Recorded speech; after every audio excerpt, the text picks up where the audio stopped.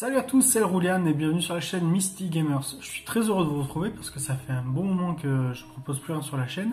Tout simplement parce que juste avant l'été, je me suis pété le poignet. Donc je me suis retrouvé pendant 2 mois avec le poignet dans le plâtre, etc. Donc c'était un peu compliqué pour faire des parties et voilà, pousser de la figurine. Du coup, ça y est, je suis rétabli et j'ai pu enfin programmer une partie avec Felwin. Et aujourd'hui, je vais vous proposer un rapport de bataille opposant mes orques et gobelins à ces elfes noirs. On va tout de suite commencer avec la présentation de sa liste d'armées. Alors Felwin est venu avec 2 gros magiciens, un gros magicien de la divination et un plus petit du métal. Il a une liste qui s'articule autour de 4 grosses unités de tir. Il y a 2x10 arbalétriers, 1x17, 1x18. Ensuite il a 5 chars avec 4 chars tout seul et un perso portant la grande bannière monté également sur char. Pour terminer tout ça, pour rester dans la finesse et la poésie, nous avons 2 hydres et un kraken. Ça va faire très mal. De mon côté, je vais sortir une nouvelle liste d'armées. Je sais que je vous avais proposé de rester avec toujours la même liste, mais là au bout de 4 mois j'ai eu envie de changer. Donc me voilà de retour avec 3 grosses briques, une d'or commun avec des lances, des boucliers et des arcs. Il y a également une unité de brise-crâne qui elle donc va être l'unité qui va accompagner Monseigneur ainsi qu'un gros chaman. Et il y a aussi une brique d'orc en fer qui va profiter de la présence du personnage orc en fer portant la grande bannière pour être tenace tout au long de la partie. En magie, donc j'ai un gros chaman du chamanisme, un petit monté sur char de la pyromancie, j'ai un redirecteur avec un personnage monté sur loup. Ensuite, il y a une meute de 24 gnarks, 3 balistes et une gargantula. Au niveau du scénario, on va jouer le roi de la colline. Le déploiement, ça sera une contre-offensive. Felwin va donc avoir 4 sorts de la divination et 2 du métal. Et moi donc 4 du chamanisme et 2 de la pyromancie. On est donc parti pour le déploiement. Pour le déploiement de Felwin, alors sur le flanc gauche, il va placer 2 chars. Il va mettre 3 unités d'arbalétriers. Il va positionner dans l'une d'elles ces 2 personnages magiciens. Dans le centre, il va y avoir une hydre, 3 chars, dont le porteur de la grande bannière, et tout à droite, il va y avoir le kraken. Felwin va devoir, pour ce scénario, venir capturer la ruine qui se trouve juste devant ma zone de déploiement. Et moi, de mon côté, je vais devoir capturer la forêt qui se trouve juste devant sa zone de déploiement. Mon déploiement, justement, donc sur le flanc gauche, il va y avoir la meute de Gnark. J'ai positionné en fond de table mes 3 balistes. J'ai également donc mon personnage monté sur char dans le centre, à côté donc de mon unité de brise-crâne, mon unité d'orc en fer. Et pour terminer sur la droite, je vais avoir ma gargantula ainsi que mon unité d'orc commun. On est donc parti pour le premier tour des elfes noirs. Felwin va repositionner ses chars ainsi que ses hydres dans le centre. Il va décaler son kraken sur la droite afin d'avoir un couvert contre la baliste. Au niveau de la magie, il va avoir 7 dés contre 5. Il va lancer frappe infaillible sur mon perso sur char. Je vais laisser passer ce sort et perdre 2 points de vie. Il va tenter de lancer le jugement du destin, mais c'est un sort qui ne passera pas. Et il va également tenter fatigue invalidante qui ne passera pas non plus. Au niveau des tirs, tous ces arbalétriers plus ces chars sur la gauche vont tirer dans les squigs et vont enlever 13 points de vie. Les 3 chars vont tirer sur les archers et vont enlever 2 points de vie sur la droite. Tour 1 des orques et gobelins. Je vais avoir une poussée générale mais prudente. Je vais essayer de rester toujours suffisamment loin pour lui éviter de lancer des charges au prochain tour. Juste mes squigs, eux, vont avancer complètement afin de pouvoir menacer le plus vite possible ces arbalétriers. En magie, je vais avoir une très belle phase, je vais avoir 10 dés contre 7. Je vais parvenir à lancer une bête totémique qui va passer juste derrière ces arbalétriers. Je vais réussir à lancer les essaims d'insectes sur le kraken.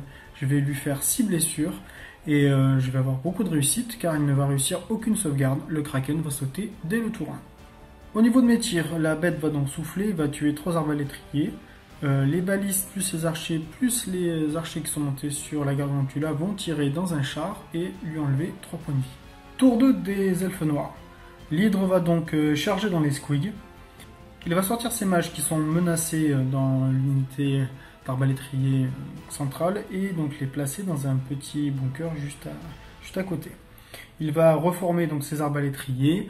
Donc 2 unités vont faire face à la bête afin de pouvoir la descendre à la prochaine phase de tir. Il va avancer ses chars sur la gauche et reculer l'hydre dans le centre. En magie, il va avoir 7 dés contre 5. Il va lancer une frappe infaillible sur mon char et ne faire aucune blessure. Je vais dissiper le jugement du destin. Il va réussir à passer le fouet de vif argent sur mon char, mais il ne fera également aucune blessure. En tir, ses arbalétriers vont tuer sans difficulté la bête. Les chars et les arbalétriers de gauche vont tirer dans les sauvages et enlever 1 point de vie. Et à droite, les chars et les arbalétriers vont tirer dans la raque et enlever 4 points de vie. Au niveau du corps à corps, l'hydre contre les squigs. Les squigs vont frapper avant à enlever 1 point de vie à l'hydre. Elle de son côté va faire un carnage et enlever 12 points de vie. Les squigs vont exploser mais ne feront aucune blessure en retour. Tour 2 des orques gobelins. Il n'y aura pas de charge. Je vais décaler la raque sur la droite. Je vais reculer les sauvages car je vois bien que dans cette situation, l'hydre est un piège. Si jamais je viens la charger, il y a des chances que je la détruise, mais je n'arriverai pas à faire une irrésistible pour pouvoir impacter ses chars. Ce qui veut dire qu'au prochain tour, si tout se passe bien pour lui, il réussira à passer 2 charges de chars dans mon unité, ainsi qu'une charge d'hydre dans le dos de cette même unité. Donc je décide de reculer. Je vais en revanche avancer mes orques en fer dans le centre, sachant que je suis toujours dans la ruine, donc il aura beaucoup de mal à lancer ses chars sans prendre de gros dégâts grâce aux tests de terrain dangereux. Je vais avoir en magie 8 dés contre 5. Je vais lancer la coulée pyroclastique dans l'hydre et lui enlever 4 points de vie. Elle va donc mourir. Je vais lancer la bête totémique qui sera dissipée. Et je vais également passer les essaims qui va achever le char blessé le tour précédent. Au niveau du tir, en revanche, tout va louper. Tour 3 des elfes noirs. Il va donc avancer ses chars sur la gauche et également ses arbalétriers. Il va reculer ses chars dans le centre et l'hydre également face à la poussée des orques en fer. Au niveau de la magie, il aura 6 dés contre 3. Il va réussir à lancer une frappe infaillible dans mon char et lui enlever 1 point de vie. Il va lancer le fouet et va échouer, et le jugement lui passera et finira par tuer mon char. Au niveau du tir, les arbalétriers et les chars vont tirer dans la raque et ne lui faire aucune blessure. Les arbalétriers et les chars de l'autre côté, eux, vont tirer dans mes sauvages et leur enlever 3 points de vie. Tour 3 des orques et gobelins. Je vais avancer encore une fois avec mes orques en fer et mes lanciers, et je repositionnerai mes sauvages. En magie, je vais avoir 6 dés contre 4, donc ça sera la carte numéro 1. Je vais lancer les essaims sur un char et lui retirer 1 point de vie. Et le reste de mes sortilèges ne passeront pas. Je vais avoir une balise qui va réussir à enlever 1 point de vie à un char. La deuxième balise, celle qui est dans le centre, va faire un incident et ne pourra plus tirer de la partie. Et la dernière baliste, elle va retirer 2 points de vie dans la grande bannière sur char. La gargantula va tirer dans les arbalétriers et enlever 1 point de vie. Tour 4 des elfes noirs. Il va avancer sa ligne de tir ainsi que ses chars. Le reste restera statique dans le centre. En magie, il va avoir une très grosse phase à 12 dés contre 9. Il va réussir à lancer une frappe infaillible dans mes sauvages. Il va faire 9 touches et me tuer 4 orques. Il va passer fatigue invalidante également sur cette unité. Il pourra donc relancer tous ses jets pour blesser. Et le reste de ses sortilèges ne passeront pas. En tir, il va enlever 9 points de vie dans mes sauvages. Et les arbalétriers et les chars de droite vont tirer dans la raque et ne lui feront aucune blessure. Tour 4 des orques gobelins. Je vais donc décaler mes orques sauvages et avancer les 2 autres unités dans le centre. En magie, je vais avoir 6 dés contre 5. Je vais parvenir à tuer un de ces chars avec les essaims, ce qui va provoquer un test de panique de l'autre char sur la gauche. Ce char va fuir, va prendre 2 points de vie sur son test de terrain et se rapprochera très dangereusement du bord de table. Je parviendrai également à passer +1 en endurance dans mes sauvages. Au niveau du tir, je vais avoir un tir qui va échouer sur l'hydre et également sur la grande bannière. Les archers et l'araignée vont tirer dans les arbalétriers et lui enlever 1 point de vie. Tour 5 des elfes noirs. Donc malheureusement, Felwin ne va pas réussir à rallier son char qui va sortir de table.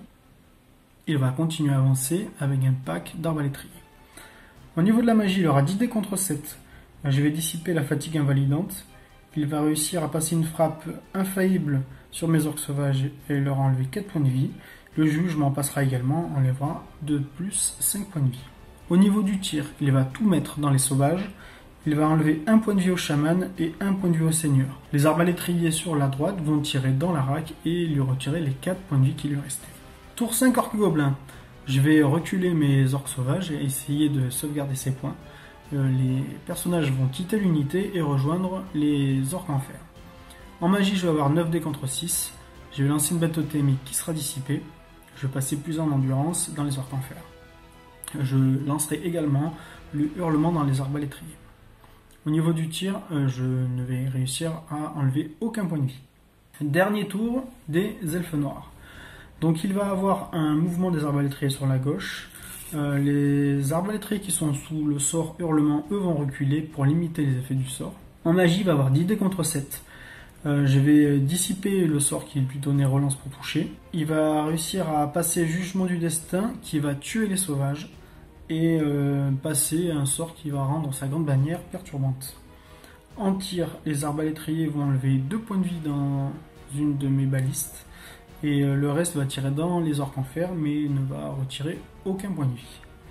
Les arbalétriers de droite, eux, vont tirer dans les archers et leur enlever 3 points de vie en plus.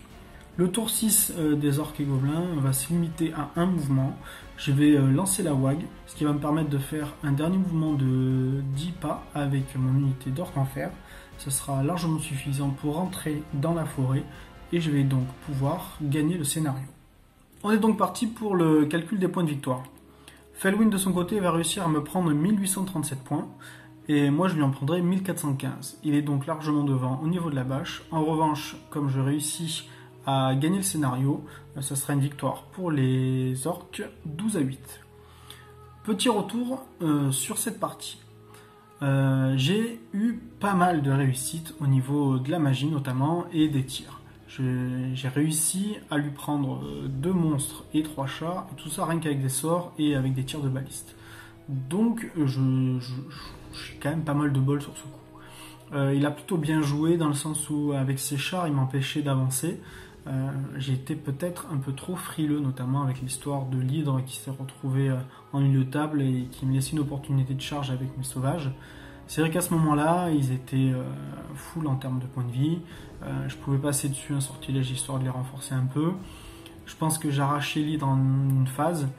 Et après, il fallait voir si j'arrivais à résister à une double charge de char et éventuellement peut-être une charge d'hydre si je restais toujours dans son angle de vision.